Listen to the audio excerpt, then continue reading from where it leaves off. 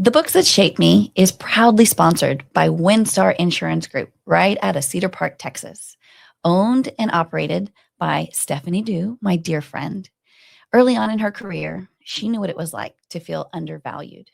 And she vowed that if she ever had an opportunity to be in leadership, she was going to do it different. And she does. She values each of her employees and her clients with the utmost integrity and respect and kindness that you'd ever imagine. So they've got a specialty in their business. They take care of first responders. They've got wineries, breweries, childcare facilities, and the employees themselves are so excited to be there. And they talk about how they haven't felt valued anywhere else like they do there. So it's hats off to Stephanie and WinStar Insurance Group because our values align with faith, trust, and authenticity. Thank you, Stephanie, from the bottom of my heart and those of us that hang out with the books that shape. Well, hey there, everyone. I am your host, Angie Smith, and welcome back to another episode of The Books That Shaped Me. I am so excited today because today in this seat right across from me is my beautiful friend, Deanna Sawyers. Thank you, Deanna, for being here today. Oh, thank you so much for inviting. I'm so excited. Yeah, glad to have this conversation. Glad to see where we're going to go together. Okay. Yeah. So Deanna and I have I feel like butterflies sometimes. We've just kind of been flitting about around each other. Yeah. And for years now. Yeah, for years. It's kind of in the social media space. Mm-hmm. So that was really when you and I first had an opportunity to kind of collaborate. You had already set the pace and the tone for being the social media spokesperson at our Task DIR conferences, and you were tweeting and posting and just getting the word out. And I said, yes, ma'am, I would like to be right there with you. So that was kind of how we got connected. I appreciate you volunteering to help. It was kind of a solo woman gig, and I really appreciated any help I got. Yeah, man. And I just like being where the action is. Yeah. I'm like, ooh, what you up to over there? Yeah. So it was fun times.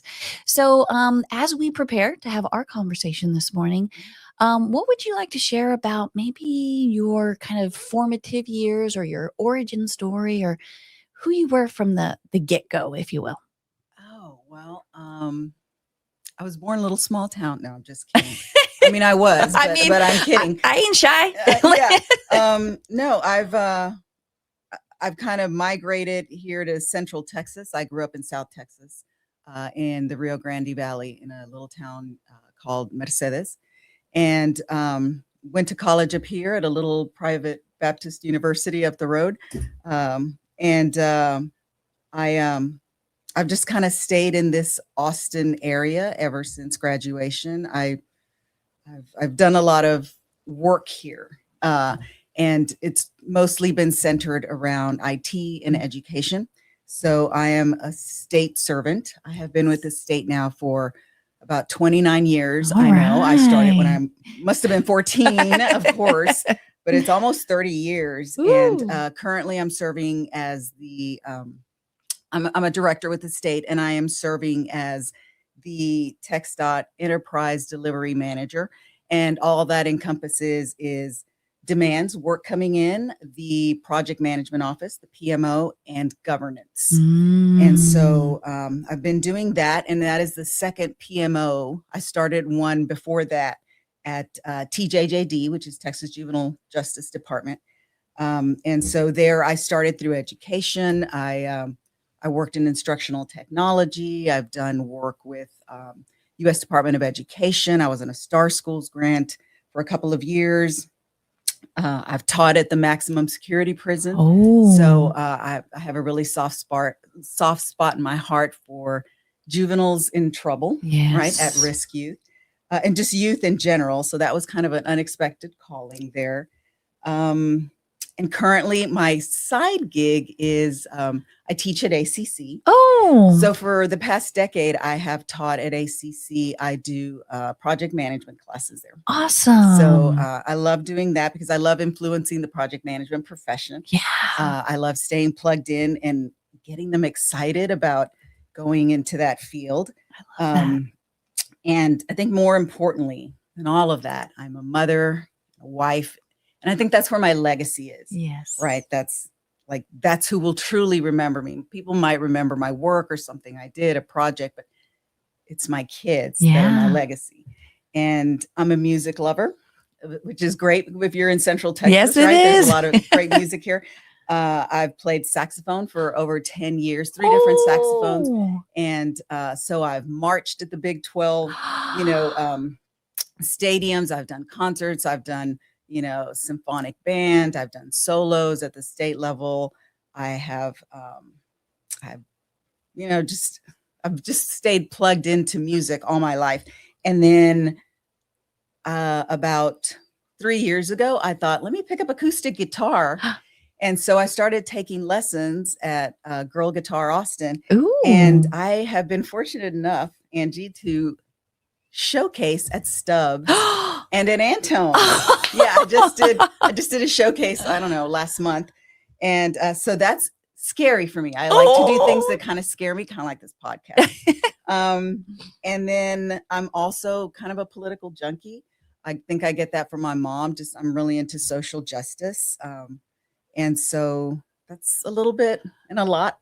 I love it. Who I am. So much more than I learned when we were flitting about, tweeting our lives we were away. So busy, yeah, keeping things alive, right? Man, I'm feeling a little like, gosh, I would love to see you play. Oh my gosh, I don't even tell my friends when it's happening. It's just my family, my husband and kids, and because I'm a student, right? Yeah. So to me, strings are so different from a woodwind instrument, and so I really have I'm intermediate. Yes. So I've been on the stage, but I've never done it solo. But my lyrics are solo, and you know the playing is there, and it's nerve-wracking. Yeah. I've never had stage fright before. When people say I've had stage fright, I didn't understand what they meant until it happened to me, and everything was just a hum. And I couldn't remember my lines, and I ended up taking my music with me, and the other girls I was playing with were like, don't worry about it, whatever gets you comfortable. And it was the most frightening experience. But I think we grow from the things that scare us just a little bit beyond the precipice. And I think that's the only way we grow. I agree. Because if we're not challenging ourselves and kind of kicking the edge of that boundary, then we're comfortable and we can grow stagnant. Nobody's growing in comfort, right?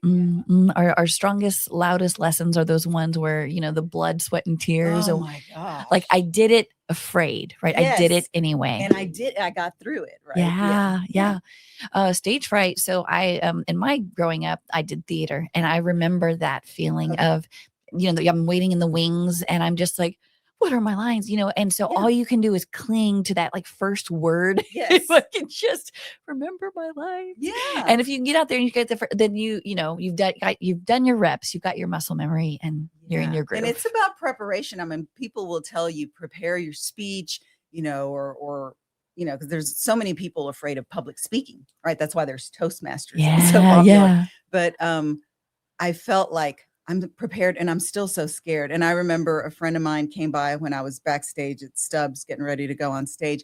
And he's like, oh, do you mind if I take a picture of you and your guitar? And I was like, sure. And he says, that's hilarious. And he pointed at my guitar, and I had all these little yellow sticky notes on my guitar for lines and the chords, so I wouldn't forget. And he, you know, later I found out that somebody said Bob Dylan used to do that. I was just, well, I'm not Bob Dylan. I'm just really scared. And it's a funny kind of cheat sheet picture. And it cracks me up every time I look at it for the first time before I went on stage. And I'm like, I have grown since then. Yes, you have. And so that feels good, because the last time I performed, I even sang in Spanish. I did a song by Manu Chao, and it's kind of a social justice song.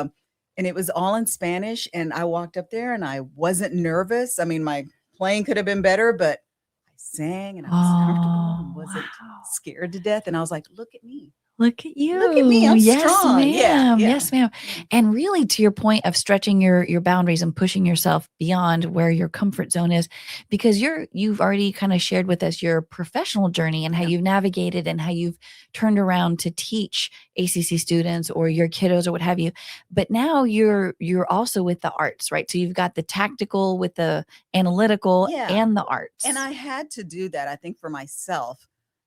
Because when you work in IT, it's constant go. I mean, anything that's plugged in, IT is blamed for, right? So I've been working in education for about 10 years. And then I went over to IT, and I started down at the bottom as a net spec and kind of worked my way up, and then ended up in project management, but it was IT project management because I've been working with IT for so long. And in that space, it just gets to be so much. And there's a different type of personality, I think, sometimes that works in IT. And I have found a lot of creative people that have a different outlet now that work in that space. And I think it's because we need it. And now there's so much AI, and I just love holding on to something that is truly human about us. Like, sure, AI can make music, and it sounds like a particular genre, and it's a particular algorithm, but it's not human. And music is one of my love languages. Like, I've been known to send people, listen to this song. And it's my way of saying, I'm thinking about you today. You're on my heart, you know? And to me, my kids have always, I remember when they were little, we would have like music appreciation day. So my kids grew up, you know, listening to Pink Floyd all the way to Bob Marley. And so, you know, we dance, we sing, and I'm like, if that's what brings you joy, like I'm the best singer in my car. In my car, in my shower, right? Yeah. So those things, they make me happy, because that working every day, it's kind of a rat race, especially in America. And it'll wear you down. Yeah, it will. And so I've decided, yes, I'm all those things, but I'm also this other person. And it's okay for me. And my husband said, you know, you're one of those people that you clearly learned to play guitar just to play melancholy songs. And I said, but they make me so happy because they move me. And I like, sometimes I can't get through a song without like just tearing up. I can't even sing, you know, the lyric, but those are the things that move me. And I think, sure, I work, I've done so much, I feel, for my state service. I think I get that from my mother. And I just needed something for me. That's the point in my life. You kind of caught me at that space in my life where I'm like, what about me? Not my work per se, because I was doing social media. And the reason I did social media for Task, which is an IT organization for IT leadership in the state of Texas, I volunteered because as an educator, I used to live tweet the events at Texas Computer Education Agency. I was just so geeked out that people were doing things with real-time interaction. Yeah, exactly. Real learning in the classroom. And so I would get excited about that. I was such a geek about that. And then when I moved over into IT, I thought, nobody's tweeting about this stuff, because they were just so tuned in. I was like, let me let people know what's going on here so that they can get excited about this space as well. But, you know, as much as I love social media, one of the books that I'll talk about later, I think it can get out of hand, right? And so I pulled away from that a bit for me. Well, I think this is a lovely time to transition, and I'm going to just contribute a book that came up for me as you were sharing. It's called The Artist's Way. Have you ever heard of it? No, I haven't. Okay, so just a really quick moment, because we definitely want to hear what you're ready to share. But The Artist's Way is a book that was kind of compiled over an experience. So the author, I'm drawing a blank on her name, but she was hanging out in New York in like the 80s and like the Greenwich Village time, where artists were out there. And so she put together some practices that helped kind of unstuck us from a cognitive perspective to tap into our own creativity. And she would help people work through these exercises, whether it was a journaling exercise or walking in a park and taking yourself, you know, on an artist date or things of that, because she was saying, no matter what you are, whether you're a banker or a painter or a singer or an accountant, we all have inside of us creativity. Yes, true. Yes, the creative spirit is so powerful. And I think if people were to tap into it, because we do a lot of consumerism, we consume media, other people's problems and trauma. It's everywhere. But like, there's so much inside of us that maybe we're a writer, maybe we work well with our hands, but it's something we can contribute to the world, if nothing else, for your own well-being. Yeah. And so, so actually one of my first, so let me kind of preface this by saying, I was an English major, so I've read a lot of books. I've had people to come in, do contract work in our home and say, you guys have real bookshelves. We're like, doesn't everybody? And they're like, yeah, but you guys don't have like just CDs on them or DVDs. You have real books. And, you know, my kids will look at my one of my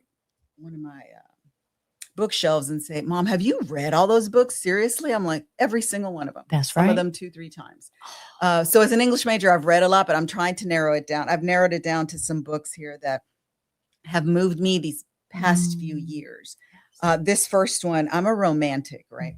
I believe in love. And this first book is by, and I don't know if you've heard of it, but it's a short story collection called What We Talk About When We Talk About Love. Oh. And it's by Raymond Carver, who's a minimalist writer. He writes about blue collar workers trying to express to one another through their isolation and desperation, trying to connect with one another. And I think it's really important that people say the things, you know, I've as a romantic, I watch a lot of rom-coms, Mhm. not because I believe in the fairy tale, but because I like the things that happen to where like boy meets girl, Mhm. boy messes up or something happens, sometimes the girl, and somebody messes up and then they lose each other. And then the whole story is how do they get back together? Yes. And I think a lot of things go unsaid. And in this book, I think people are trying to just pull out from inside of them what it is love means to me. And even if you don't understand it, just know that I feel it for you. And so it's that desperate reach for one another. It's very minimalist writing. There's a lot of he said. He's very influenced by Hemingway, but shortens it. I mean, he is a minimalist writer, and it's fiction. But you know, Carver himself was an alcoholic, and so he struggled with expressing. And I think to tell somebody I love you more than tongue can speak is a beautiful thing. I can't even express it. Like there's no word for it, right?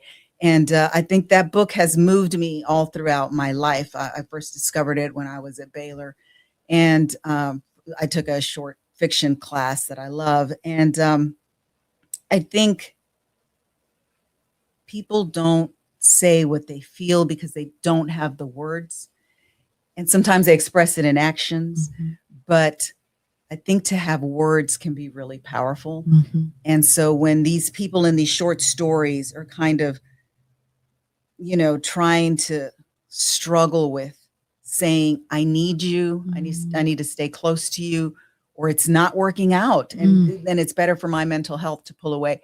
That book has really taught me about just say what you mean as best as you can when it strikes you, because, you know, what's the point of talking at a eulogy? Right. They'll never hear that. Yeah. So what we talk about when we talk about love, for me, has been a short story kind of paradise, because it's just so beautiful in the way these characters reach out for sensibility out of ambiguity. They're trying to just pull something together about love. I'm looking forward to reading it. Yeah. I want to say I've never heard of a minimalist writer. I hear of minimalism in life and stuff, but so his sentences are short, and they'll end with he said, she said, blah blah blah. So you can just feel that there's a human voice with it that brings it off the page. Exactly. And they're all blue collar workers. They're just regular people. There's nothing fantastic about their lives per se, just humdrum, but they're struggling with things. In the middle of the ordinary, there's some extraordinary. Absolutely. Yes. Wow. Yeah. Thank you for sharing. That's beautiful. I look forward to diving in. Yeah. Yeah. Should I just go into Please? the next book? What else? So the next book was actually recommended to me by a really close friend of mine out of Baltimore. And it's called The Four Agreements. So I think a lot of people have heard of it. It's a very thin book if you need a quick read, but once you get into it, it's something you really want to just savor. But it's by Don Miguel Ruiz. And I think, it's a spirituality book. And so I grew up Catholic, and then I attended Baylor. And so I had a culture shock going to a Baptist university.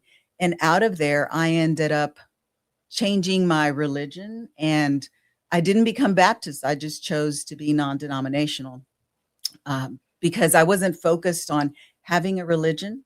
It's about having a relationship with your maker or the universe or whatever divinity you believe in, right? Whatever's right for you.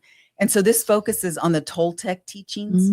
The Toltecs were artists, and they believe that the world is made up of what people paint it to be, but that doesn't mean that's your world. And so the way we moved through that, so it's about personal freedom and happiness and not being self-deluded.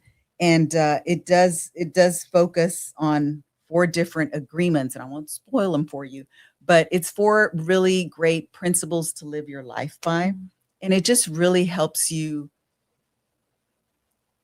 reorient yourself to the things that matter. Because some of us worry so much about what people think about us, right, Angie? And what people are saying about us.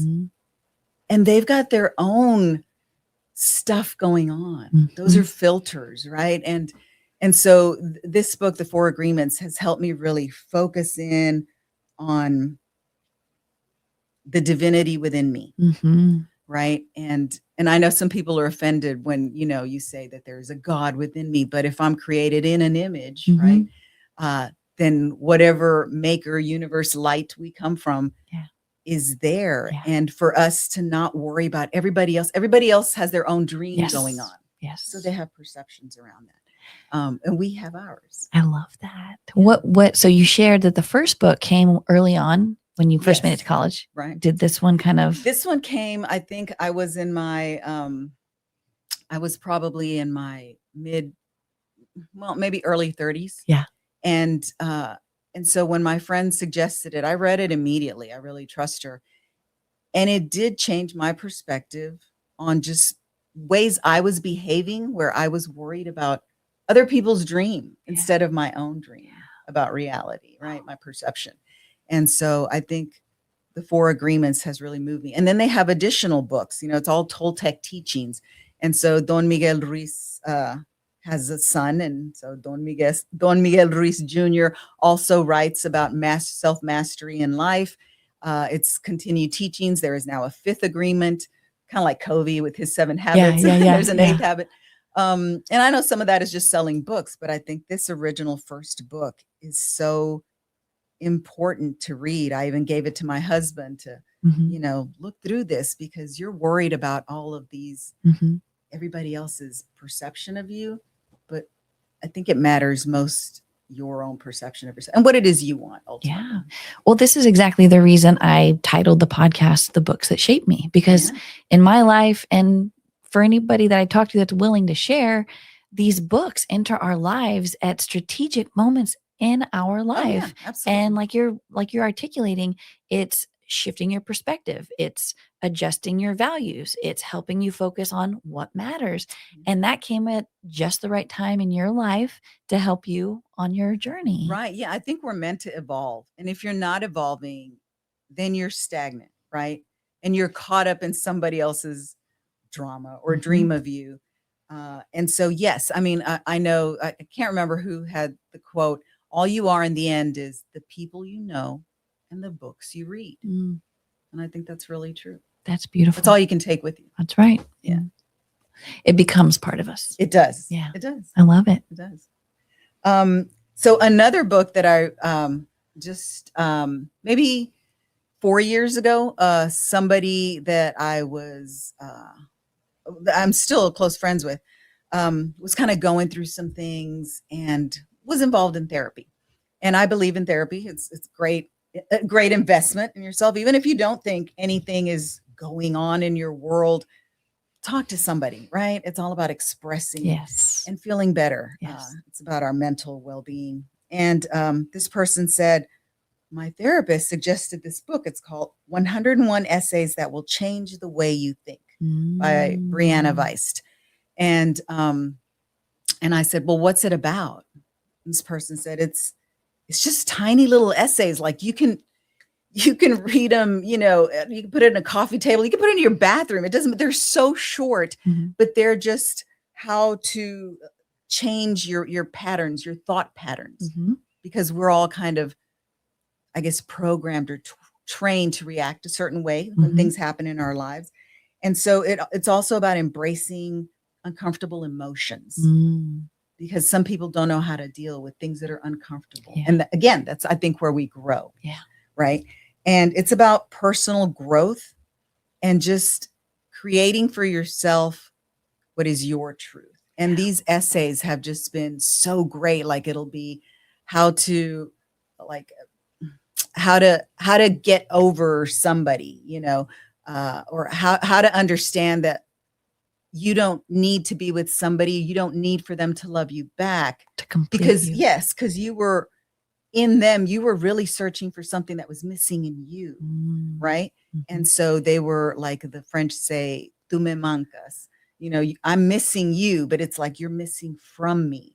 And so these short little essays by Brianna Weist are just a great thing to have, like I said, on your coffee table. It's just read really quickly. And it really does kind of change your perception. Little shift. Yeah, absolutely. Does Brianna write all of them, or are they a compilation of other folks? She writes all of them. Wow, nice. I love that. Yeah, it's a pretty thick book, so don't be intimidated by it. Again, the essays are super short, maybe 2 pages, but it's a quick read, and you're like, never thought about that. And speaking of books, I think she has in there, in one of the essays, she speaks to people, like if you have to let go of somebody and you just miss them so much, just understand that in life, we meet people at certain times in our lives when we need them. Right? Yes. And like you said, the books come into our lives when we need them. And that's what she's saying. Like, if you can't let go of somebody, just know that you've read the book and that was the final chapter. And you're not saying goodbye. That book stays with you forever. But even if you reread on a second reread, it's a different book to you. And it'll never be the same. And it's okay to let go of people because the chapter ended. And it's not a bad thing, but you'll take that with you.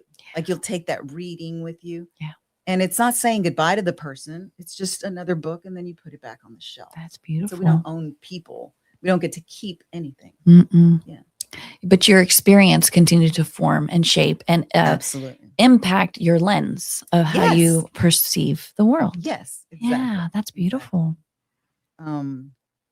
Okay, so this 4th book, I think we're already on the 4th. Yes, ma'am. When I was talking about my work with youth, so I worked at a maximum security prison, through when I was at Texas Juvenile Justice Department. And I remember a friend of mine who was doing work for probation for the adult probation system said, "You won't last there. You're too soft. Those kids are just going to run all over you. You'll be so scared in the prison." And I was like, I love teaching. I love kids. I want to do it. So I did it. And it ended up being a calling that I didn't expect. That was something, life threw me something that I didn't know, 1, I could do. And 2, once I did it, I thought, oh, I'm meant to be here. Wow. So when I got into juvenile corrections and began teaching there, these kids needed a second chance and somebody to believe in them. Yeah. And lots of them had their own trauma and just horrible situations. And we're talking about kids that, these kids in particular, was a maximum security prison, had committed some heinous crimes in the state. But some of those things, yes, some of those kids were ill, but others that were victims of circumstance, either public school failed them or they failed in public school, or they were treated as, or they were on the spectrum. Yeah. And so nobody understood that they were highly creative and intelligent, but they would act out in the classroom because they were bored. Yeah. And so I learned all about, trying to get these kiddos to realize that investing in themselves now was the best thing they could do while they were there. And afterwards, I remember receiving letters from these kids that, I even got invited to one's graduation. He was going to be valedictorian, and he wanted to thank me in his speech. And the school called me up and said, "Do you mind being in the audience?" It's a beautiful thing. And then some of these kids had, 504s. They were ARDs, right? Yeah. And so these are meetings where the parent usually shows up and says, "How's my kid doing in school?" And the teachers let you know. And it's all part of like special education. And no one would show up. The parents wouldn't call in. They just their kids were locked up and they did not participate. And anytime there was someone like that, I would say, "I'll be there. I will be their advocate. I'm not their parent, but I care about them." Yeah. And so I'd look through their, their grades or whatever, and whatever information the teachers could provide me. And I was there for them. And so this next book to me really means a lot, even for my own children. It's called The Anxious Generation, and it's by Jonathan Haidt. And it's really a look at what happened to our children when we put social media, these iPhones, these iPads into their hands. Mm-hmm. And so for me, I think the most important classroom that I've ever been in is being a parent, having to instruct my children who came with no guide, no how to, no instruction manual. Yes. I mean, you've got maybe your mom and dad going, do this, don't do that. But you're like, that might have been right for you with me, but I don't know if that's right. / that didn't work out so good. So I'm going to go this way instead. Yeah. Or, or yes, you don't, we always think, I don't want to be my parent. I love and respect my parent, but I think I could do it better. We all think we can do it better. Yep. And I think that this book is really important. I want all children to be well adjusted.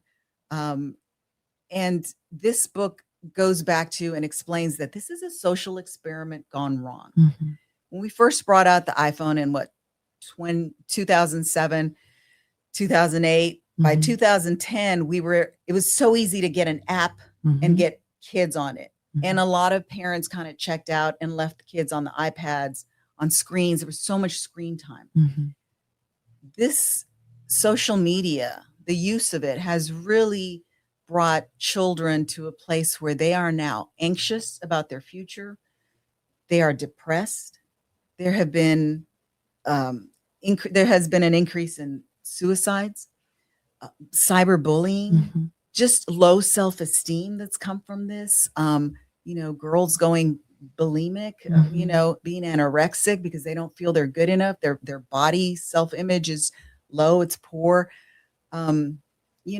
Boys being told they're not masculine enough, and all of this is depressing to our kids. And so the book kind of starts off by explaining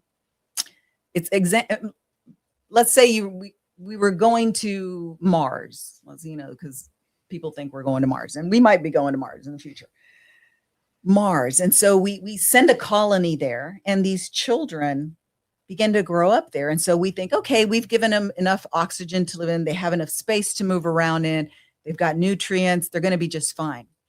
But we also don't know what the gravity does to the body there. We don't know what the atmosphere is doing to maybe their growth, how tall or short they're going to be. Mm-hmm. We don't know that the light reflecting there, because they're at a different distance from the sun, will affect the way they see nighttime or daytime. Mm-hmm. You don't know any of those things. Mm-hmm. You just know you left them on Mars, and as far as you know, they're flourishing. Yeah. Look at them. They're so creative now. Yeah. And the truth is, they were diving into this rabbit hole. Mm. And it was causing harm to their well-being. Yeah. And so I think it was Australia recently that said, we're removing screen time in the elementary schools all the way to middle school. And I think Jonathan Haidt's work, and he's got lots of, in his book, and if you do the audiobook, it comes with a lot of PDFs that you can download, but there's so much data there about how harmful social media has been. And, we just talked about, I was doing social media for a long time. So I could see how kids feel poorly about themselves if they see a retweet or a comment, and there's such bullying, and anonymity makes people feel strong, and they really are cowards. Yeah. And so I worried about my kids. I didn't get them iPhones till they were, freshmen in high school. However, they'd had iPads before. Yeah. So the social experiment failed all of us. Yeah. And now to pull back from that, kids don't know how to live without a stream, a device, and I think that's affected them. I want them to be well. Yes. And I don't want them to feel bad about their future. And I don't know that we can undo this, what we've done to this generation. I think moving forward, we know better. Yeah. But it really is an anxious generation. I I see it myself. Yeah. Yeah, for sure. It's a powerful concept. So thank you so much for bringing it up, because I think the more that we talk about it, the more we continue to explore what are we going to do about it. Yeah. How do we, is it reversible? How do you rebuild all that they've ever known? Yeah. They grew up with screens. Like Yeah. the skills are completely different. Yeah. They are digital natives. We were immigrants. Yeah. Right. We kind of came into technology. So it wasn't our everything. We used to go play outside. Yeah. Yeah. Kids don't really play outside anymore. They're living in a virtual world. Yeah. They spend money on skins for, videos, for games. Mm-hmm.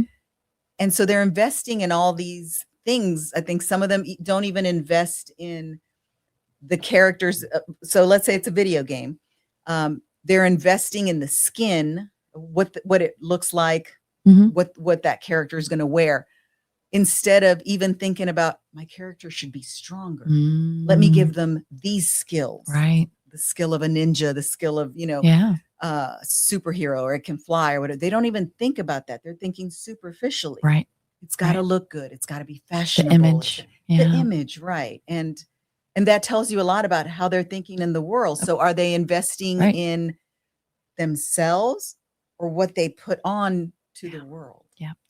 I've heard it said, we don't see the world how it is. We see the world how we are. Yes, that's true. Right. So we're projecting our sense of values and what matters and the way we choose. Like you just said, if they have $5-10 to spend, where are you going to spend it? Yeah. Well, their just inclination, because of the programming, yes, true. is the imagery. How do I look? How will people perceive me? Right. Versus, what did we used to say? You can't judge a book by its cover, because right, it might be a scruffy book. Man, that was a good book. Yeah. So character. Absolutely. Character. Yeah. I think I don't know again how to undo it. Yeah. I just know that we need to be careful of future generations. I know everyone I know that has young children, I'm like, don't put them on a screen. Yeah. Whatever you can do, keep them from a screen as long as you can. They're going to have plenty of time for screens. Let them have friends. Yeah. And so there is a practical kind of 2 or 3 things we can do in the future listed in The Anxious Generation, but the data will be frightening to you. Yeah. If you're a person who likes data and is interested in education and children. He also, that's not the first book I've read of Jonathan Hoyt's. The first one had to do with children already in university level. Mm-hmm. And how, I guess they're young adults, at the university level, and how they are so sheltered and don't want certain speakers coming onto campus to speak because, they want to cancel that speaker. But the whole point of university is to open your mind. Yeah. Right. And to be open to just different ideas, like I was at the university. Yeah. I mentioned earlier. You got immersed. I changed my religion to a whole different. Yeah. Exactly. It should be a culture shock. Sure. You should be transformed after your college years. Yeah. And so that was the first book that got me in to Hoyt's work. And then, so he went from college kids back down to the younger kids and what's happened to them. So I'm concerned about the mental health for, the current generation. Yeah. I want them to be well. I want them to be educated. I want them to be aware. I want them to be global citizens. Yeah. And, I had mentioned that I'm also into social justice and political junkie. We need a smart electorate. Yes. And yes, I don't need kids to check out of what's going on in their community. Right. And then, their state and then the country. I just think that they're checked out in a different way. They're living elsewhere in a virtual reality. Yeah. It's unfortunate. It really is. Yeah. Well, thank you for taking us on this journey of your kind of shaped moments from the books, from the moments, and bringing us to a place where this is your passion now. And this is what you're doing. And you're continuing to show up in your workplace, in your artistic flavor, in your passion for community and your passion for people. It's varied and it's beautiful. So thank you. Yeah, thank you for sharing. Yeah. So, as we kind of start wrapping up our time together, are there any other projects or any other ideas that you want to make sure that you have an opportunity to share on your heart? Um, yeah. Well, um, first of all, yes, I'm continuing to work on me. I'm kind of like I'm nearing retirement age. I know, again, so young, you can't believe it. But so I'm continuing a professional credential. I'm pursuing a project management certification that has to do with working with AI projects. I do that not just because it would benefit the project management work I do at TxDOT and my team. The more I know, to help them transition into AI projects, which we're doing a lot of at TxDOT. But also, I'm still teaching in that profession. So, in order to encourage that profession and connect with them, I have to know more about AI. So, I'm pursuing that currently. Of course, with guitar, I'm working on my strumming. I have little YouTubes I do. I go to workshops still. I attend Girl Guitar. Um, I think the biggest thing for me is I'm working on launching my children. I've got two Mm. sons currently. One's about to be, well, one just turned 19, and the other one will be 18. And excuse me, getting them launched and ready Mm. to go to the out into the world. They're young pups. Yes.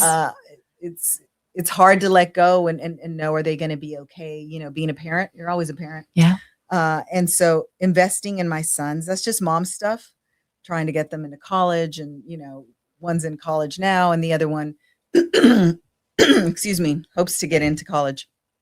And so, there's that, and just instilling in them a sense of confidence Hmm. because they've lived with social media. Yes. I'm working on my health, just getting stronger, not, it's not about how I look, my morphology, my shape. If I fit into my clothes, I'm happy. Amen, sister. Yeah, that's it. I'm not gonna do to myself what I did over COVID, where I was like, I'm okay, and just wore yoga pants and a kimono the whole time Because we could. because we could. But it did not keep me honest. Yeah. Because Yeah. then I tried to get into my jeans. That's why I Yeah. wear a lot of jeans. I have so many jeans. I'm a Levi fanatic, and that they keep me honest. Yeah. Right. Yeah. Just like doing things like playing guitar keeps me honest to myself. Yeah. Like, how am I growing? I think there's just, I'm really investing in things other than my professional side now. I Yeah. think you can tell, right? Because I haven't Yeah. really talked much about that. Um, I think that I'd like to share one of my favorite quotes with you, and it's a Tibetan monk saying, "Life is about doing and not keeping." Mm. You don't get to keep anything. Yeah. Again, like I said, Yeah. the books we read, the people we know, that's Yeah. all you are. And if you're not investing in yourself, I think, in growing, what are you doing? What legacy are you leaving behind? What did you consume versus what did you create? Mm. Right. And I think there's a fine time when everybody, deals with different things in their lives. But when you get to like the crust of who a person is, and you get to the crust of who you think you are, Mhm. sometimes it's scary. Yeah. Right. And that can be intimidating. But again, I think it all goes back to, what have you done that has changed you, transformed you, um, just really evolved you as a human? Mhm. What's the point if you just stayed at the same level? You had no highs, or you had a bunch of valley lows. Mhm. I just think to invest in your own spirituality, regardless of whatever religion or deity you follow, it's irrelevant. It's getting to the crust of who you are. Mhm. It could be scary, but exciting. And it's so liberating at the end to know I don't have to be tied to, say, Angie's dream of who I am. I Mhm. know who I am, and I Mhm. appreciate her views, but it's not going to affect the way I move That's forward. right. And it's so freeing. It's so liberating. I think the older I get, the old lady that I'm becoming, I like it. Seasoned and mature. The vintage me. I like it. Yes. I'm very comfortable in my own skin. I think I've been comfortable now for maybe 10 years, Mhm. and I'm getting really comfortable now. Like, Yes, I ma'am. will say and do the things that are on my heart, and I might have to apologize for it later. And it might not sound very appropriate at the time, but know that I'm being my most authentic self. There you go. I need to be who I really am. Well, you've shared with us a spotlight over your kind of moments. You have encouraged us here at the end with some kind of takeaways about evolvability and adaptability. And just in summary, I feel like the reason that I believe, not only in the title of the podcast, but the energy of doing it, is because I believe that people who have lived some life as yourself, as you are sharing with us right now, putting a bow on our conversation, settled into your skin, that you've learned some stuff. Yeah. And you're ready to share that, just like you said, with your kids as your legacy and your imprint on the world as you teach ACC and even in your workspace. Yeah. And to me, these are the stories worth telling. And that's why we're here today. Thanks for letting me share. I hope that your audience can have one or two takeaways. If it's not a book, then at least to invest in themselves and be okay with, again, fitting into their skin. It's really liberating. Yeah. I can't tell you how free it is to not feel kind of tied down, like a bunch of expectations are on you. Yes. And you're saying no thanks. Yes. And it's okay to say no thank you. Yes. Yeah. I'm gonna be me. I'm gonna be me. And being me means I may be like learning what you're not and what you are. The Absolutely. mix. Yeah. And I don't think we have to be very apologetic about it. No. Because life is really short. And so read the books, right? Yeah. Life is short. Invest in your children, invest in your friends, your loved ones, and tell them, don't, just because you can't define love, what you feel for them, doesn't mean that you can't figure out a way to say it so that it impacts them and makes them feel special. Yeah. Because that goes back to your first book, which when you shared it then and you're sharing it now reminds me of that Sarah Bareilles song, Say What You Need to Say. Yes, exactly. Yeah, she encourages us like, okay, maybe sloppy or messy or not the most. I feel for me, I immediately think about when someone has maybe lost, someone close to them. And I feel my heart surge to be there, but then I feel insecure about not having the right words. Yes. And then it's a whole thing. And I have to just get past myself and just, if nothing else, I hug or I show up or something. Here for you. Yes. Because sometimes there aren't any words, right? How do you give condolences other than condolences? Rest. I'm sorry for your loss. Yes. Right. Well, sorry for your loss. Right. Yeah. Those kind of things I don't think mean as much as if somebody came to me, if I were in that situation. It's an unfathomable thing, right? And so if somebody comes to me and just says, I'm here, whatever you need. Yes. That would mean more to me than any words. Right? And here's a phrase I have embraced. May I give you an awkwardly long hug? Oh, I like that. I just have decided because I want to do it. Yeah. But I don't want them to be like, girl, you letting go of me anytime soon. Any day now you can. Yes. But if they know, then they give themselves permission to sink into it as well. Oh, I love that. Yeah. Yeah, that's great. Yeah. That's good. I put a lot of effort on from you. Feel free. Okay. Sounds good. Well, thank you so much for investing some of your time with us today and sharing insights. And I love that you just like, whenever I launch the podcast, I just kind of similarly love so many books that I kind of try to whittle them to my top. Yeah. So just to know that there are more out there, maybe we can continue the conversation. Yeah, that sounds great. Keep reading. Keep reading. Keep investing in yourself. That's right. Yeah. And each other. Yes, true. Yes. Well, thank you everyone for joining us for another conversation with a fabulous, amazing leader who is really making an impact in the world. And keep reading. Have a great, blessed, and rest of your day. Thanks for tuning in for another conversation. These conversations are aimed at empowering, educating, and just lifting each of us up in our journey on life. I am always open to connecting with you as a potential guest or as a sponsorship opportunity. And there's ways to connect with me on my website. Angie Smith, summitconsulting.com. You can book some time with me. We can chat, we can explore, and maybe we can go on the next leg of our journey together, which might even involve some life coaching. I'm here to connect, I'm here to grow, and I'm here for you. Have a wonderful rest of your day. I look forward to chatting and visiting again soon. Thank you.